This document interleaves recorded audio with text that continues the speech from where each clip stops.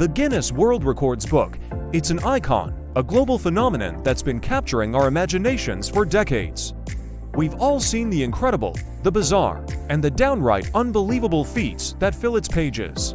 But have you ever stopped to wonder who were the very first people to get their names into this legendary book? Who were the pioneers of record breaking? Today, we're not just flipping through the latest edition. We're rewinding the clock all the way back to 1955. We're going to uncover the stories of the original record holders, the people, the animals, and the astonishing achievements that laid the foundation for everything that came after. These are the legends who made history long before viral videos and internet fame were even a dream. Get ready, because you're about to meet the Us of Guinness World Records. So, how did this whole thing even start?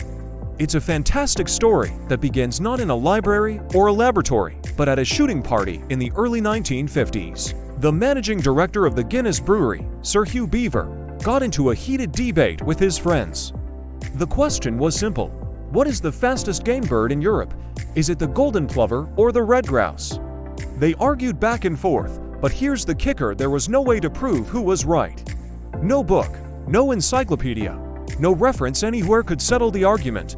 A light bulb went off in Sir Hugh's head. He realized that arguments like this must be happening in pubs and living rooms all over the world, every single day. What if there was a book that could settle these friendly disputes? A book of facts, of superlatives, of verified records. It was a genius idea. To bring this vision to life, he tracked down two brilliant fact-finding twins from London, Norris and Ross McWhirter. These guys were incredible researchers, running a fact-finding agency that supplied newspapers and advertisers with information. Sir Hugh commissioned them to compile what would become the very first Guinness Book of Records. After months of painstaking research, digging through archives, and verifying claims, the first edition was published on August 27, 1955. It was an instant bestseller. The book contained over 400 records, covering everything from the natural world to human achievements and some wonderfully quirky accomplishments. It was designed to be the ultimate authority, the final word in pub arguments everywhere. And from that simple debate about a bird, a global cultural institution was born. Now for the main event. Who were these first record holders? Let's dive into some of the most fascinating entries from that original 1955 edition. First up, a record that has captivated people for generations: the tallest man. The very first book featured Robert Wadlow from Alton, Illinois. Standing at an incredible 8 feet, 11.1 inches, Wadlow wasn't just tall, he was a giant among men. His record was one of the earliest and most iconic human superlatives, setting a benchmark for human physiology that remains unbroken to this day. His story, though tragic as he passed away at only 22, cemented his place as a legend in the world of records. From height, let's turn to speed. While the 100-meter dash is the standard today, back then, the 100-yard dash was a key event. The record holder listed was an American, Donald Lippincott, who clocked an astonishing 10.6 seconds all the way back in 1912. Think about that: his incredible speed, achieved over a century ago with basic gear, and on a simple cinder track, was deemed worthy of being one of the first athletic records ever published. It shows just how long we've been obsessed with finding out who is the fastest human on Earth. But the book wasn't just about serious human feats. It was also about the weird and wonderful, which is where things get really fun. One of the most talked about records was the longest flight by a chicken. Yes, you heard that right. Chickens can fly, sort of, for short distances. The first ever record for this peculiar accomplishment was a flight that lasted a whole 13 seconds. It might sound silly, but it perfectly captured the spirit of the book, finding a record in literally anything. Speaking of the natural world, let's talk about fishing stories. We've all heard them, but the Guinness Book wanted the real deal, and they found it. One of the earliest records was for the largest fish ever caught.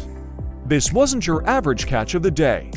It was a colossal North Atlantic tuna weighing around 680 kilograms, which is over 1,500 pounds. This record wasn't just about the size of the fish. It was a testament to the strength, skill, and maybe a little bit of luck of the angler who reeled it in. And of course, we can't talk about early records without mentioning the purely quirky ones that made people laugh. A classic example was the record for the most people crammed into a standard-sized bathtub. The first holders of this title were a group of 25 people in London who somehow squeezed themselves into a single tub. This kind of record became a hallmark of Guinness. It was fun, slightly ridiculous, and captured the public's imagination. It showed that you didn't need to be the fastest or the strongest. You just needed a bit of creativity and a lot of friends willing to get cozy. These early records did more than just fill a book. They set the stage for a global movement. They created a framework for what it meant to be the best, the first, or the most unusual. People all over the world suddenly saw a path to immortality, a way to get their name etched into history. The book became a source of inspiration. It told people that if you train hard enough, like Donald Lippincott, you could be the fastest. If you were born with a unique trait, like Robert Wadlow, you were extraordinary. And if you and your friends had a crazy idea, like squeezing into a bathtub, you could be famous for it. The book celebrated human achievement in all its forms. It didn't discriminate between the serious and the silly. A world record for the fastest mile was just as valid as a world record for the fastest time to peel a potato. This democratic approach to achievement was revolutionary. It inspired millions of people to look at their own skills, hobbies, and quirks and ask, could I be a record breaker? This is how they made history. The early records gave us a new language to talk about success and a new arena in which to compete. It wasn't just about Olympic medals or scientific breakthroughs anymore. It was about pushing the limits of what's possible in every conceivable way. From balancing spoons on your face to holding your breath for an impossible amount of time, the Guinness Book validated every kind of ambition.